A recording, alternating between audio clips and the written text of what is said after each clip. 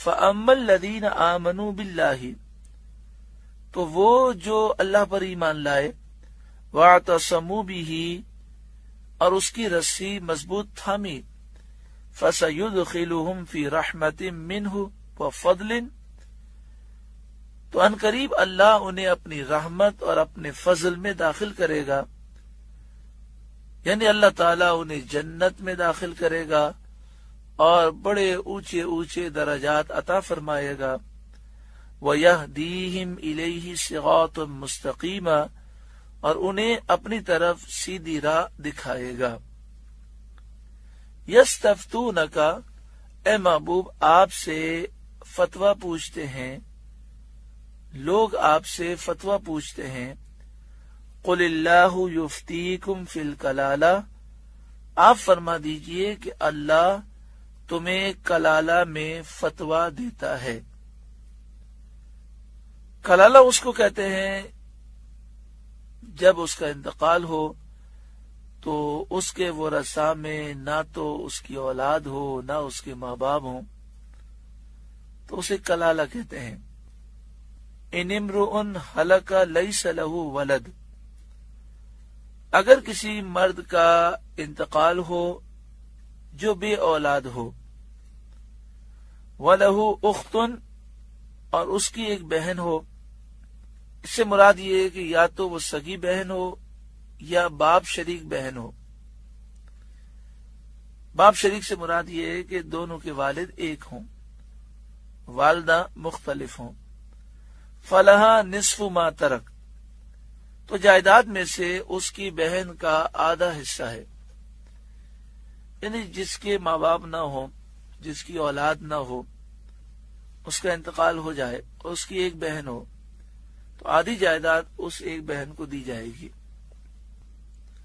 شان نزول اس کا یہ ہے کہ حضرت جابر بن عبداللہ رضی اللہ تعالیٰ عنہ سے مروی ہے کہ حضرت جابر بن عبداللہ بیمار تھے، تو رسول کریم صلی اللہ علیہ وآلہ وسلم صدیق اکبر کے ساتھ تشریف لے گئے ان کی عیادت کے لیے۔ حضرت جابر رضی اللہ تعالیٰ عنہ بے ہوش تھے، نبی اکرم صلی اللہ علیہ وآلہ وسلم نے وضو فرمایا اور وضو کا پانی جمع فرمایا اور پھر یہ پانی ان کے اوپر ڈالا تو انہیں افاقہ ہوا۔ انہوں نے آنکھ کھول کر جب دیکھا کہ نبی اکرم صلی اللہ علیہ وآلہ وسلم تشریف فرما ہے تو انہوں نے خیال کیا کہ میں بہت شدید بیمار ہوں، اگر میں اس دنیا سے چلا گیا تو میرا مال کیسے تقسیم ہوگا، کیونکہ ان کے ماں باپ نہیں تھے اور ان کی اولاد نہیں تھی۔ عرض کیا یا رسول اللہ صلی اللہ علیہ وسلم، میں اپنے مال کا کیا انتظام کروں؟ اس پر یہ آیت کریمہ نازل ہوئی اور یہ پورا واقعہ بخاری شریف اور مسلم شریف میں ہے۔ ابو داؤد شریف کی روایت میں یہ بھی ہے کہ سید عالم صلی اللہ علیہ وآلہ وسلم نے حضرت جابر رضی اللہ تعالیٰ عنہ سے فرمایا، اے جابر، میرے علم میں تمہاری موت اس بیماری سے نہیں ہے، تم اس بیماری سے شفا پا جاؤ گے، اس بیماری سے تمہیں موت نہیں آئے گی۔ ان احادیث سے چند مسائل معلوم ہوئے۔ نمبر 1، بزرگوں کا آب وضو تبرک ہے، شفا کے لیے استعمال کرنا سنت ہے۔ نمبر 2، مریضوں کی عیادت سنت ہے۔ نمبر 3، سید عالم صلی اللہ علیہ وآلہ وسلم کو اللہ تعالی نے غیب کے علوم عطا فرمائے ہیں، اس لیے نبی اکرم صلی اللہ علیہ وآلہ وسلم کو معلوم تھا کہ حضرت جابر رضی اللہ تعالی عنہ کی موت اس بیماری میں نہیں ہے۔ یہاں یہ مسئلہ بیان کیا گیا کہ ایسے مرد کا انتقال ہوا کہ جو بے اولاد ہے، اس کے ماں باپ بھی نہیں اور اس کی ایک بہن ہے صرف، تو آدھی جائیداد اس کی بہن کو دی جائے گی۔ اب ایک سوال پیدا ہوتا ہے کہ پھر آدھی جو بچ جائے گی وہ کسے دی جائے گی؟ تو پوری رشتہ داروں کی فہرست ہے جو علم میراث میں موجود ہے۔ کتاب سراجی یہ درس نظامی کے 7ویں درجے میں پڑھائی جاتی ہے۔ کبھی بھی ایسا مسئلہ ہو تو سوال لکھ کر دارالفتاء میں دیں، سنی صحیح العقیدہ مفتی سے پوچھیں، تو انشاءاللہ تعالی وہ آپ کو مکمل طریقے سے جائیداد کی تقسیم کا طریقہ بیان کریں گے۔ وَهُوَ يَرِثُهَا إِن لَّمْ يَكُن لَّهَا وَلَدٌ، اور مرد اپنی بہن کا وارث ہوگا اگر بہن کی اولاد نہ ہو، یعنی عورت مر گئی اور اس کی اولاد نہیں ہے، اس کے ماں باپ بھی نہیں ہے، صرف اس کا ایک بھائی ہے، وہ بھائی سگا ہے یا باپ شریک بھائی ہے، تو ساری جائیداد کا وہ مالک ہوگا۔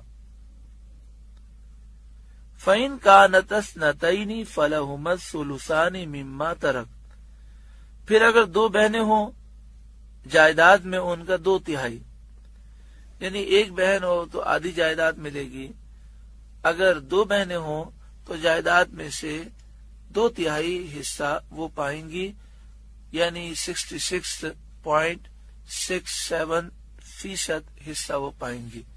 لیکن یہ مسئلہ کب ہے کہ جب ماں باپ بھی نہیں اور اولاد بھی نہیں۔ وَإِن كَانُوا إِخْوَةً رِجَالًا وَنِسَاءً، اور اگر بھائی بہن ہوں مرد بھی اور عورتیں بھی، فَلِلذَّكَرِ مِثْلُ حَظِّ الْأُنثَيَيْنِ، تو مرد کا حصہ 2 عورتوں کے برابر ہے۔ یعنی مراد یہ ہے کہ اگر ورثاء میں صرف بھائی بہن ہیں اور بھائی بھی ہے اور بہن بھی ہے، تو جائیداد کی تقسیم ایسے ہوگی کہ بہن کو 1 حصہ دیا جائے گا اور بھائی کو 2 حصے، یعنی جائیداد کو اس طرح تقسیم کر لیں گے کہ بہن کے حصے میں 1 حصہ آئے اور بھائی کے حصے میں 2۔ مثلا 2 بھائی ہیں اور 3 بہنیں ہیں، تو 2 بھائیوں کے 4 حصے ہو جائیں گے اور 3 بہنوں کے 3 حصے، تو 7 حصے ہو گئے، اور جائیداد مثلا 7 لاکھ روپے ہے، تو 1 لاکھ روپیہ بہن کو دے دیں گے اور 2 لاکھ روپے بھائی کو دے دیں گے، اس طرح تقسیم ہوگی۔ باقی بہت سارے اس میں سوالات پیدا ہوتے ہیں کہ اگر مثال کے طور پر ماں باپ بھی نہیں ہے، اولاد بھی نہیں ہے، لیکن بیوہ ہے، تو اس کو کتنا حصہ دیں گے، اور بیوہ کو دینے کے بعد پھر بھائی بہنوں کو حصہ دیں گے یا اس سے پہلے دیں گے۔ اسی طرح اگر عورت مر گئی تو عورت کے مرنے کے بعد اس کے شوہر کو پہلے دیں گے حصہ یا اس کے بھائی بہنوں کو دیں گے، کس طرح تقسیم ہوگی، یہ ساری تفصیل علم میراث میں موجود ہے۔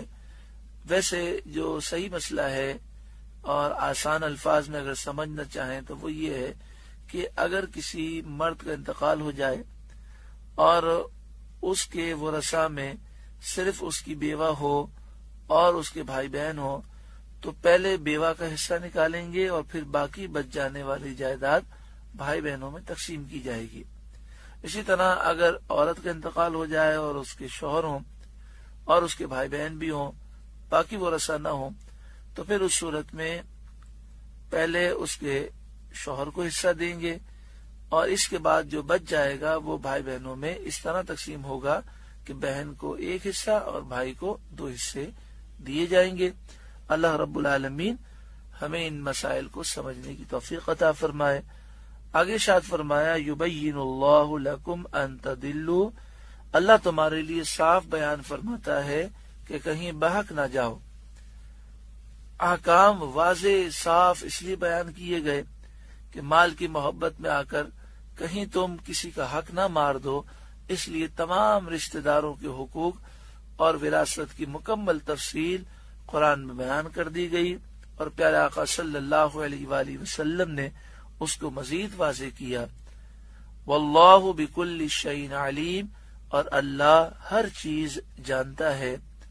اللہ تعالی عمل کی توفیق عطا فرمائے۔ سورۃ النساء مکمل ہوئی، 24واں رکوع مکمل ہوا۔ اللہ تعالیٰ اس پوری سورت کے نور سے ہمارے قلوب کو روشن فرمائے۔